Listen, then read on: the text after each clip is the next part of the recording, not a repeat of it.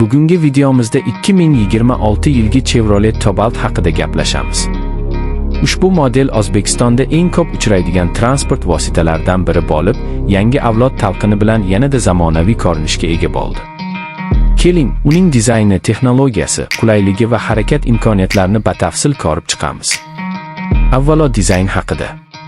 2026 yilgi talqin tashqi ko'rinishda ancha yangilangan. Old qismida kengroq radiator panjarasi va o'tkir shakldagi LED farlar o'rnatilgan. Kuzov chiziqlari silliq va aerodinamik ko'rinishga ega. Bu esa nafaqat chiroyli, balki yo'lda barqarorlikni ham ta'minlaydi.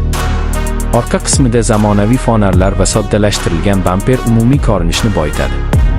Ichki salon esa yanada ergonomik tuzilgan, yumshoq materiallar va qulay o'rindiqlar bilan jihozlangan. Texnologiya borasida ham yangiliklar yetarli. Markaziy panelda katta sensorli displey joylashgan bo'lib, unda multimedia, navigatsiya va smartfon bilan ulanish imkoniyati mavjud. Apple CarPlay va Android Auto tizimlari qo'llab-quvvatlanadi. Raqamli asboblar paneli haydovchiga barcha kerakli ma'lumotlarni aniq va ravshan ko'rsatadi. Xavfsizlik tizimlari qatorida apps, stabilizatsiya nazorati va bir nechta havo yostiqchalari mavjud. Bu esa kundalik harakat paytida ishonchni oshiradi. Amaliy jihatdan ushbu model oila va ish uchun juda mos. Bagaj hajmi keng bo'lib, katta yuklarni joylashtirish oson. Orqa o'rindiqlar buklanishi mumkin. Bu esa qo'shimcha joy yaratadi. Yonilgi sarfi tejamkorligi bilan ajralib turadi. Shahar sharoitida hamyonbop variant hisoblanadi.